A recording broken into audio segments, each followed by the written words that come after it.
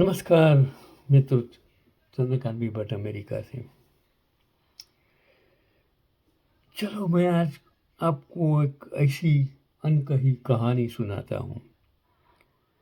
क्या आज देश में 1947 के बाद में सत्ता में बैठे, इस संसद में बैठे कितने तो क्रिमिनल्स हैं,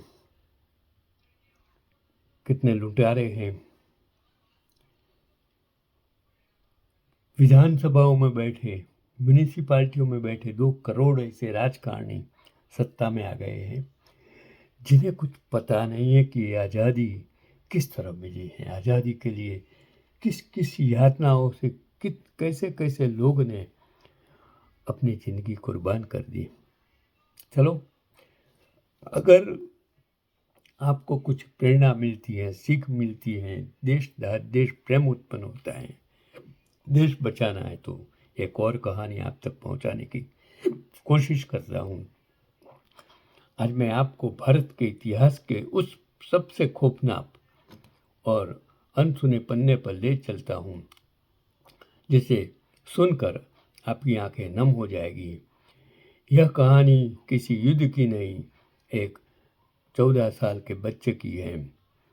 साहब, मुझे जहर दे दो पर कोड़े मत मारो। एक 14 साल के बच्चे की वो चीख जो इतिहास में दफन कर दी। क्या आप कल्पना कर सकते हैं कि एक 8वीं क्लास में पढ़ने वाले बच्चे को सरेआम नंगा किया जाए और उसके कोमल शरीर पर तब तक कोड़े बरसाए जाए जब तक कि उसकी खाल उखड़कर जमीन पर न गिर जाए। ये कैसी बर्बरता, एक कैसी जंगालियत जो आज भी मैंने कितने सारे उत्तर प्रदेश हो, बिहार हो, गाँव हो, गुजरात हो, कोई भी आज हो रहे हैं। ऐसे मैंने देखा है, ऐसा वीडियो मैंने देखा है। और वो जो महिपत सिंह फाउंडेशन वाले महिपत सिंह वीडियो रखते हैं जिसमें कितने बूढ़े लोग जो माँ बाप उसको छोड़ देते हैं, जिसके सगे संबंधी उसको लूट लेते हैं, बेहाल हो जाते हैं, चलते चलते उधर आते हैं और वो बंदा भगवान से भी ऊपर है तो उनको किस तरह सम्मान देता है, उसको स्मशान तक पहुंचाता है। मैं उसको सलाम करता हूँ। तो यह कहानी किसी फिल्म की नहीं, वाराणसी के उस गुमनाम बालक की है जिसका नाम सुनकर आपकी रूह कांप जाएंगी। ये साल था 1921। असहयोग आंदोलन की आग पूरे देश में थी। काशी वाराणसी की गलियों में एक 14 साल का बच्चा हाथ में तिरंगा लिए अंग्रेजों के खिलाफ नारे लगा रहा था। पुलिस ने उसे पकड़ लिया और कचहरी में मजिस्ट्रेट के सामने पेश किया। आज ही ये राजकारणी मैंने नजीक से देखा है। गरीबों को, गरीब बच्चों को, इनको कुछ पता नहीं है, उसको पैकेट दे देते हैं, आने जाने का खर्च दे देते हैं, झंडा पकड़ा देते हैं, स्लोगन बुलाने को कहते हैं, और जब पुलिस उस पर टूट पड़ती है उनकी हालत क्या हो जाती है वो मैंने नज़दीक से देखा है। तो कचहरी में मजिस्ट्रेट के सामने उसको पेश किया। अंग्रेज मजिस्ट्रेट ने रौब से पूछा, तुम्हारा नाम क्या है? उस बच्चे ने सीना तान कर कहा, आजाद।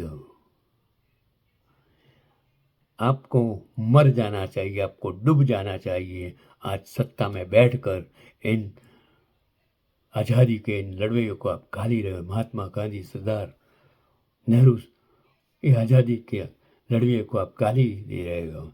खाली फुलहार करते हो और खाली बातें करते हो। हवाई जहाज़ों में घूमते हो, करोड़ों खर्च करते, रैलियों में खर्च करते, नए नए कपड़े पहनते हो और दुनिया की सैर करते हो। आपको शर्म आनी चाहिए कि आज़ादी किस लोगों की वजह से आज आप सत्ता में बैठे हो, उसको एटलीस्ट गाली तो मत दो।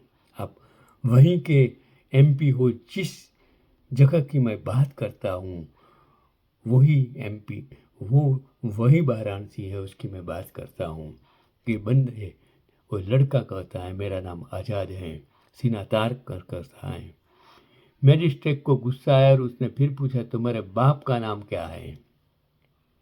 सोचिए 14 साल का बच्चा क्या जवाब देता है, क्या देश प्रेम है, क्या दिमाग है, क्या सोच है, क्या चिंगारी है। मैजिस्ट्रेट पूछता है कि तुम्हारे बाप का नाम क्या है, और बच्चे की आवाज़ और बुलंद हुई, स्वतंत्रता। मैं भी सोच में पड़ गया कि क्या जवाब।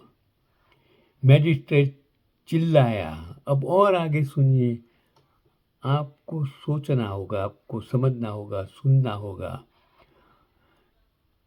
कि तुम्हारा घर कहाँ है। बच्चे ने मुस्कुराकर जवाब दिया, जेल खाना। आप नहीं सोचेंगे ये जवाब था। वो सजा जिसे सुनकर दरिंदे भी छुप छुप गए। उस मैजिस्ट्रेट ने एक 14 साल के बच्चे को ऐसी खौफनाक सजा सुनाई जो इंसानियत के नाम पर कलंक थी। उसने आदेश दिया, इस लड़के को नंगा करके टिकटी से बांध दो और उसे 15 बेंत कोड़े मारो। बेंत मतलब कोड़े। उस बच्चे को सबके सामने निर्वस्त्र किया गया। भारी और मोटे बेंत से जब पहला प्रहार उसकी पीठ पर हुआ, वो खाल उधड़ गई और खून का फुहारा छूट पड़ा। आपको शर्म आनी चाहिए, आपकी आंखों में आंसू आना चाहिए, आपके दिल में दर्द होना चाहिए। आप खाली छप्पन की बातें करते हो सिर्फ वोट बैंक के लिए। आप खाली गरीबाई की बात करते हो सत्ता के लिए, गरीबों को गुमराह करने के लिए, लोगों को गुमराह करने के लिए। आपको शर्म नहीं आती है। ये वीडियो अगर जो लोग देखते हैं जितना हो सके आगे भेज कर, अगर आप सच्चे देशभक्त हैं तो आपकी भक्ति, देशभक्ति जगाइए, युवाओं को जगाइए, लोगों को जगाइए जो आज सत्ता में बैठकर ऐशो आराम करते हैं, उनको कोड़े मारिए। हर कोड़े के साथ इस बच्चे की चीख निकलती थी, लेकिन वो चीख दर्द की नहीं थी। हर कोड़े पर वह लड़का पूरी ताकत से चिल्लाता था, वंदे मातरम, महात्मा गांधी की जय। देखो क्या बोलता था, वंदे मातरम, महात्मा गांधी की जय। उस वक्त बोलता था। आपने तो महात्मा गांधी को गोली मार दी, और गोली मारने की आप पूजा करते हो। आप कितने शर्मनाक हो, ये मेरी समझ में नहीं आता है। मुझे दर्द होता है। हड्डियाँ दिखने लगी पर आवाज़ नहीं रुकी। 5 कोड़े, 10 कोड़े, 12 कोड़े। उस बच्चे की पीठ का मांस फटकर लटक गया था। वह बार बार बेहोश हो रहा था, लेकिन जैसे ही होश आता उसके खून से लथपथ होठों से फिर निकलता, वंदे मातरम। 14 साल का लड़का वंदे मातरम, महात्मा गांधी की जय बोलता। और आपको शर्म नहीं आती है। गांधी जी के सामने आप फूल चढ़ाने का और नमन करने का कोई अधिकार आपके पास नहीं है। मैजिस्ट्रेट खड़ा देख रहा था कि कब यह बच्चा रहम की भीख मांगेगा, कब यह रोएगा। लेकिन उस 14 साल के बच्चे ने अपनी आंखों में इतना गर्व भर रखा था कि अंग्रेज चलकर राख हो गए। जब 15 कोड़े पूरे हुए तो उस बच्चे का शरीर मांस का एक लोथड़ा बन चुका था। जेल के डॉक्टर ने जब घाव पर नमक और दवा लगाई तो वह बच्चा दर्द से तड़प उठा, लेकिन उसने एक आंसू तक नहीं गिराया। हम उसे भूल गए। बाद में उसी 14 साल के बच्चे को दुनिया ने चंद्रशेखर आजाद के नाम से जाना। इस बच्चे को दुनिया ने चंद्रशेखर आजाद के नाम से जाना। लोग उनकी मूंछों वाली फोटो तो लगाते हैं, लेकिन उस 14 साल के बच्चे की वो नंगी पीठ और बहता हुआ खून भूल गए जिसने आज़ादी की नींव रखी थी। आज हम अपनी छोटी सी चोट पर रोने लगते हैं। ज़रा सोचिए उस बच्चे के बारे में जिसने हमारे लिए अपनी कच्ची उम्र में कोड़े खाए थे।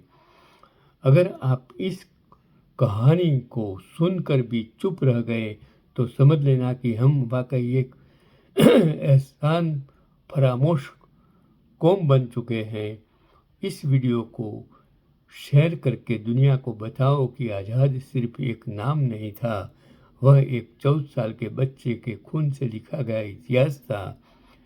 अगर आपको थोड़ी सी देश प्रेम है, थोड़ी सी दर्द है, इस बच्चे के लिए प्रेम है, तो शत शत नमन कीजिए और ये आज़ादी बचाइए, ये लोकशाही बचाइए। वही बनारस है जहाँ से आपने किस बंदे को चुना है वो आपको जानना है।